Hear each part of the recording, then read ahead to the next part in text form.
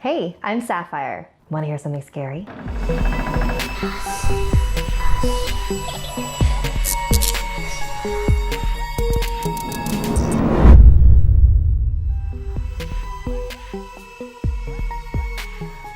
One night when I was 16, I spent the night at a friend's house. Neither of us had tried Bloody Mary before, and we decided that tonight was the night that we would. If you've somehow managed to miss that part of your childhood, Bloody Mary is the urban legend that claims if you stand in front of a mirror in the dark, spin around and chant Bloody Mary 3 times, she will appear in the mirror and claw your face.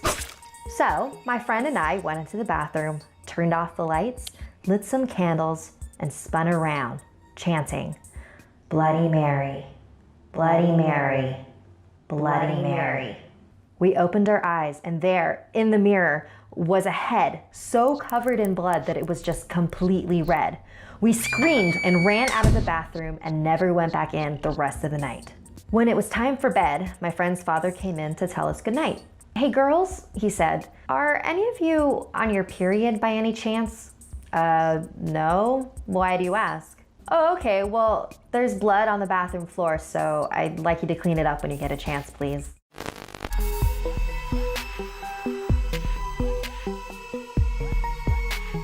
I lived in a rural town in the Visayan Islands of the Philippines. I was in my mid-20s and working late one night. It was about 2 o'clock in the morning when I began to walk my way to the bus station, my way lit only by the full moon. I've walked this path many times. I passed by this house that had a dog in the yard that would always bark at me when I passed. But tonight, it just stared and just watched as I walked by. And that's when I heard it, a very strange sound in the distance. I had heard of the tikwi, sometimes known as a wak-wak or aswang. It separates from the lower half of its body to fly around at night, searching for any living soul, to rip out their hearts with their taloned feet and feast. And when you hear its call, you know it's hungry. So I continued walking towards the bus station, and I could still faintly hear the sound. And I saw that there was a security booth with a guard inside. I didn't want to wait at the station alone, so I slipped inside the booth and waited with the guard. I still wasn't sure if I was imagining the sound, but from the look on the guard's face, I'm pretty sure he heard it too. So we both just sat there, motionless. Finally, the bus arrived and I ran out of the booth and onto the bus and rode all the way home, the sounds of the tikwi growing fainter and fainter. The next day, I told my coworkers what had happened, and that's when one of them told me, tikwis are master tricksters. The further away they sound, the closer they are.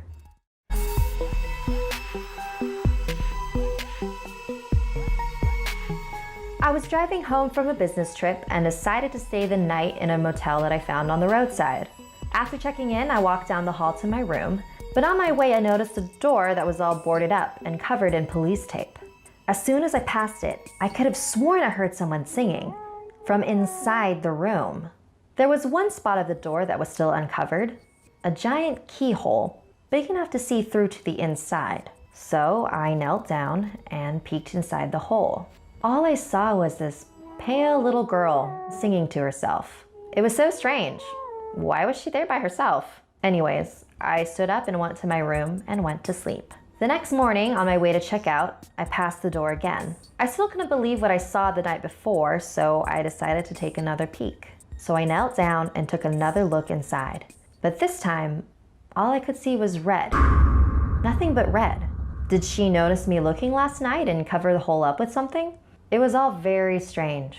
I went to the concierge to check out and I decided to ask her, so, what's up with that room? The one that's all boarded up? Well, she said, a while ago, a family checked in. A mother, a father, and their young girl. But that poor girl never checked out. Her parents murdered her in that room. Oh, I'll never forget them. They had incredibly pale skin and deep blood red eyes. So this is a story that my aunt told me happened to her when she was in her mid-20s.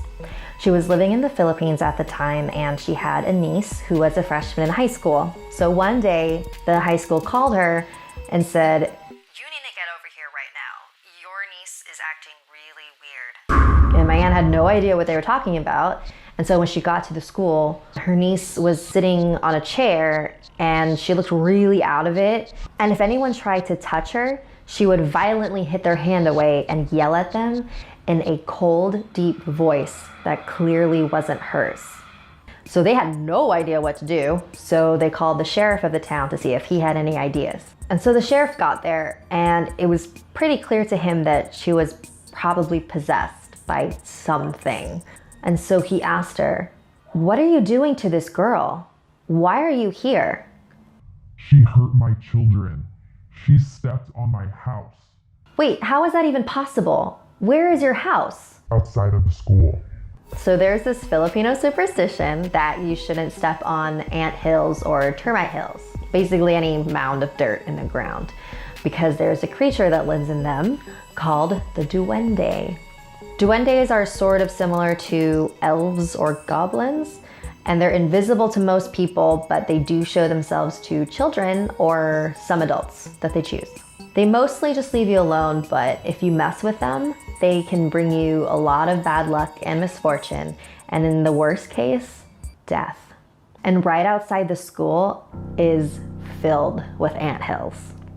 So unfortunately, my aunt's niece did not know about this rule. So the sheriff started pleading with this spirit inside the girl. "She's just a kid. I'm sure it was just an accident. What can we do so that you will forgive her and leave her alone?"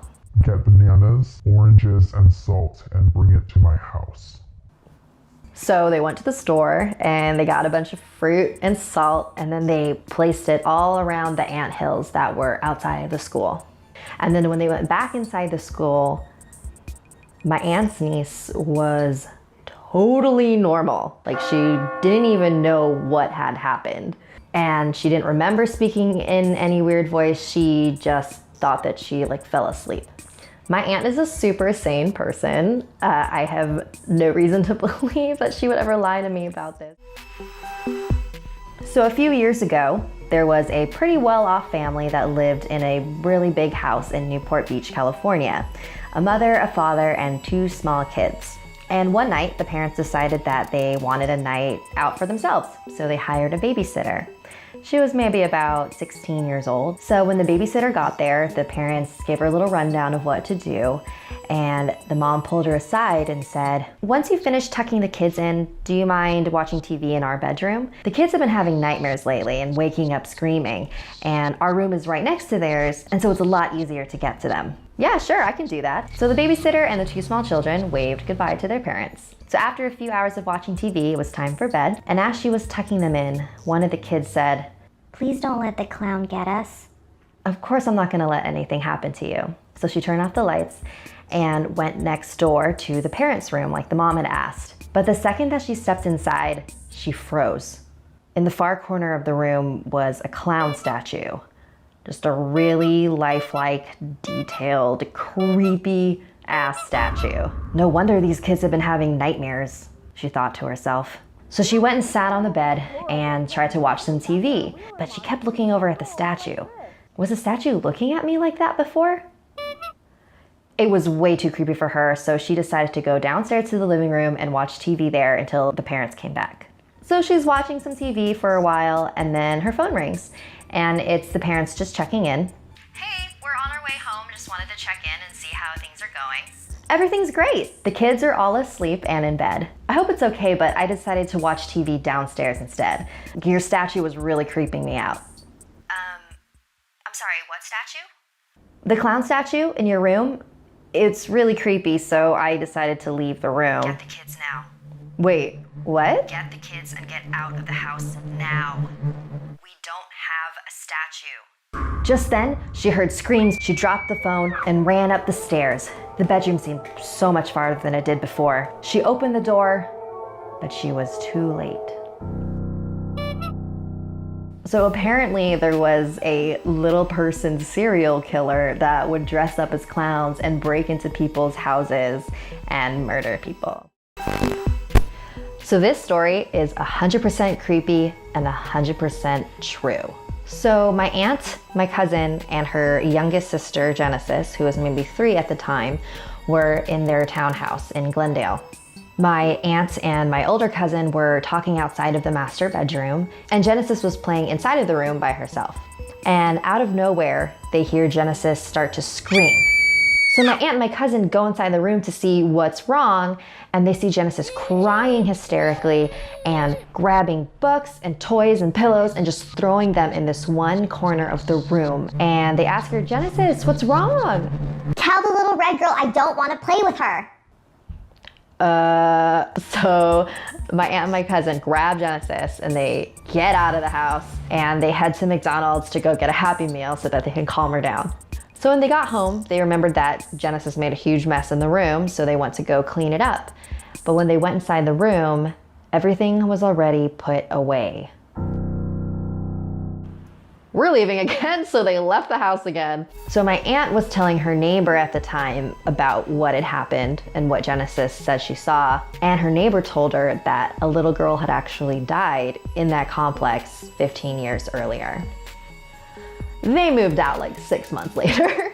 I was maybe like 7 when my cousin told me that story, and I remember being like, yeah, I'm not visiting you guys ever again. I was actually talking to my cousin Genesis about this recently over the holidays, and she said that she actually used to play with that little girl a lot. So I guess that little girl like wasn't always scary to her. I guess maybe it was just that one time she just like didn't want to play with her. This is part of the reason why I don't want kids. Because if my kid started like talking to nobody, I'd be like, nope, I'm out. Have you heard of the Black-Eyed Children? It's not an early 2000s cover band consisting of infants. It's a phenomenon that's been increasing in popularity over the past few years. The basic story is always the same. You're in your house, and then in the middle of the night you hear a knock on your door. And if you open the door, you'll see 2 young children with completely black eyes. They'll ask if they can come in. And whatever you do, don't let them in. Whether they actually exist or not, this is the creepiest encounter that I found online. This woman made the mistake of letting the black-eyed children in. This is what happened. So this woman and her husband live in a rural town in Vermont, sort of in the middle of nowhere. And one snowy night, they are awoken at 2 a.m. to a really loud banging on the door. So they open the door and they see a young boy and a young girl, and they're definitely not appropriately dressed for the snow. They're avoiding eye contact and just staring at the ground. There was something really uneasy about these kids. And so they asked them, "Where are your parents?"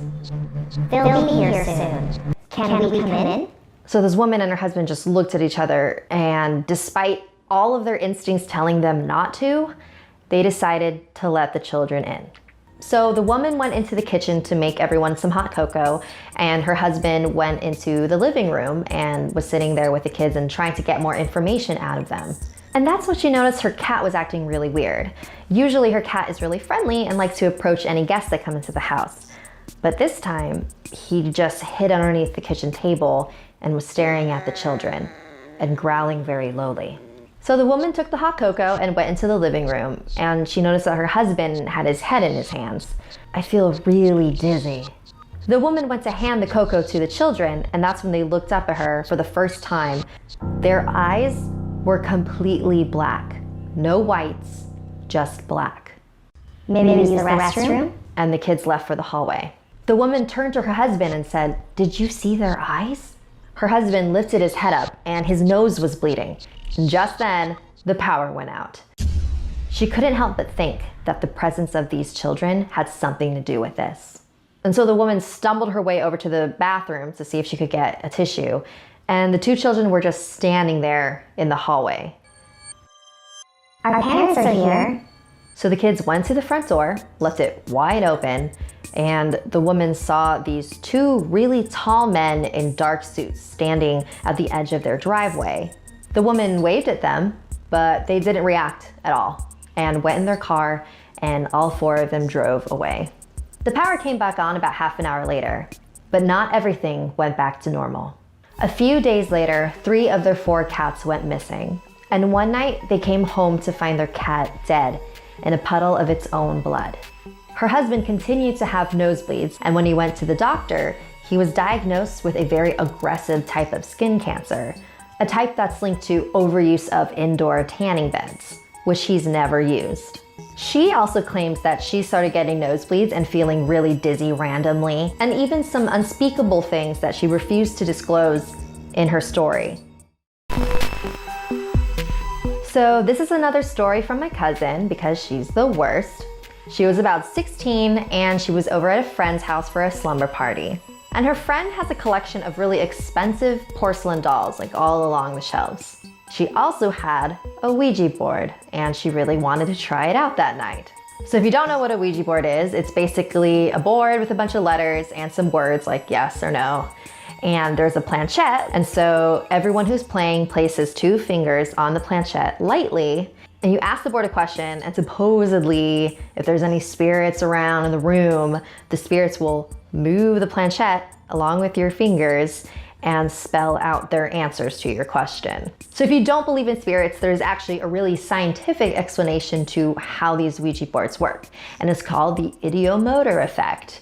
If everybody is focused on that answer, everyone's fingers will start moving that direction. And because there's so many other fingers other than yours involved, you don't think that you have anything to do with it. It feels like you're not moving it at all. So if you're using a Ouija board to talk to the spirits, supposedly you are opening a door to their dimension. And that's why it's really, really, really important to always properly say goodbye at the end of your session.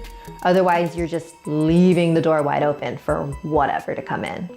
So I've seen plenty of videos debunking Ouija boards. I know all about the ideomotor effect. I know that there really isn't a reason I should be afraid, but I will never fuck with a Ouija board because of stories like this one. So all the other girls at the party were totally down to play with the Ouija board, but not my cousin. And so she decided to just stand off in the corner and watch. So they lit some candles and they started asking questions. Is anybody here? Yes. Are you a spirit? Yes. Are you a good spirit? No. So some of the girls are pretty convinced that somebody is controlling the planchette. And so they asked my cousin, why don't you ask it something that no one here knows the answer to, and then we'll know if somebody's moving it. What animal am I thinking of? Turtle. And they all looked over at my cousin and she was just wide-eyed and shocked. And that just made all the other girls even more excited. So they continued to play and eventually they asked, where are you? D-O-L-L. Just then, all of the dolls, one by one, turned their heads to the right. And then they jumped off of the shelf and the candles blew out. Everybody screamed and was scrambling to get out of that room in the darkness without properly ending the game. When my cousin was running out of the room, she swears she felt a tiny little hand clawing at her foot. Obviously, none of the girls slept in that room that night. So the next morning, they grabbed trash bags and started tossing all of the dolls into the trash bags. And my cousin's friend's mom came over and was like, what are you doing? You love these dolls. Not anymore, Mom.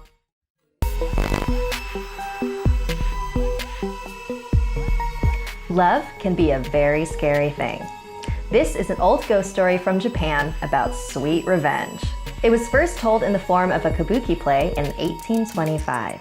There once was a man named Iyamon who was married to a loving and devoted wife named Oiya. He was a ronin, a samurai who no longer had a master because he had a murderous past. And now, he was a poor umbrella maker. Since they were no longer financially stable, he grew to resent his wife. Then, his neighbor lured him into an evil scheme. My daughter Aume is in love with you. If only you weren't already married, you could be with her and be wealthy beyond belief. Iyamon was a garbage human, and so he liked the sound of that. And so he started plotting ways to kill his wife. He didn't want to be charged with a murder, so he had to figure out a way to make it look like natural causes. He decided that he was going to poison her. So the next night, they sat at the dinner table together. Then, he offered her a spoon. It's medicine to help you get stronger, for you and our baby. She was a little hesitant, but poor Oiya was so trusting that she took the spoon and drank the poison. At first, nothing happened. But then, her hair began to fall out into clumps. Her eyes drooped and began to fill with blood. She fell into a coma, which really pissed Iamon off because he wanted her to die already. Days later, she awoke. She had almost forgotten what had happened, but then she went to the bathroom and saw what she had become. She had lost her beauty and her baby. Iamon still tried to keep up his concerned husband act. "Let's go on a walk to your favorite place," he said. So they walked to the edge of a cliff overlooking the entire town. It really was a beautiful view.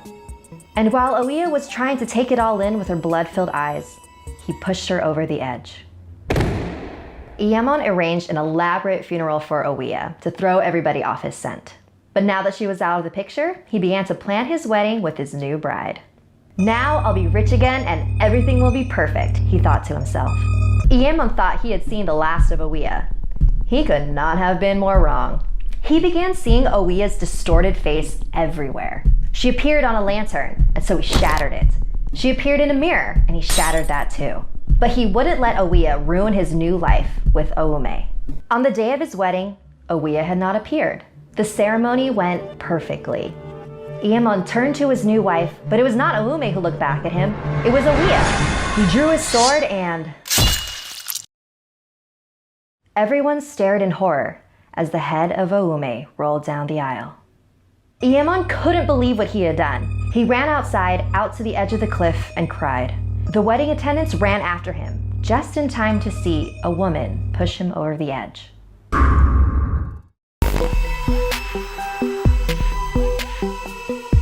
Rings, the second follow-up to the horror film The Ring, came out earlier this month.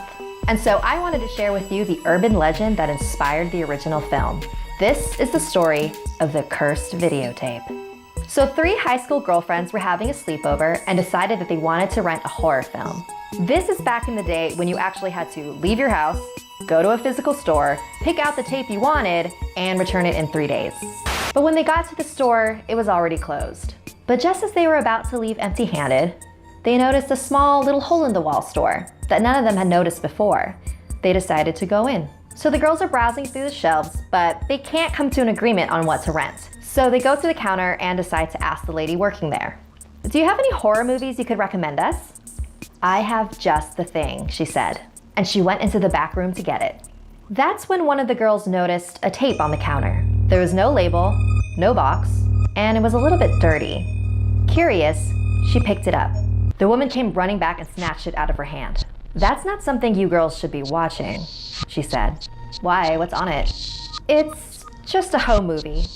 Now let me go get you something that I know you will enjoy." After they checked out, the girls went home. That's when one of the girls pulled the videotape out of her purse. "We have to watch it. Aren't you curious to see what's on it?" Once she convinced the other girls, she went to play the tape. And just as she placed it into the VCR, the power went out, except for the TV. On the screen was a woman, tied to a stake and engulfed in flames. She was surrounded by people yelling, "Burn the witch! Burn the witch!" Then the woman spoke. "All who witness my death will meet the same fate in 3 days." The tape started sputtering and the TV went black. The girls were terrified, sitting in the darkness, wondering what the hell they just saw. "We need to return this video now." They got into their car and drove back to the store, but when they got there, it was gone. There was no video store, just a boarded up old building. Do you think it's real? Do you think we're really gonna die in 3 days? None of the girls showed up at school the next day. They didn't leave their beds. They didn't get any sleep that night. The girls hadn't eaten or slept in the past 48 hours. One of them called the others up. "This is ridiculous. Come over to my house tonight. We're going to destroy this videotape." All 3 of the girls were found dead, charred to a crisp. While investigating their mysterious deaths, police found a trash can outside of one of the girls' houses. It was smoking and looked like the contents had been lit on fire recently. When they looked inside, all they saw was a pile of ashes and the videotape.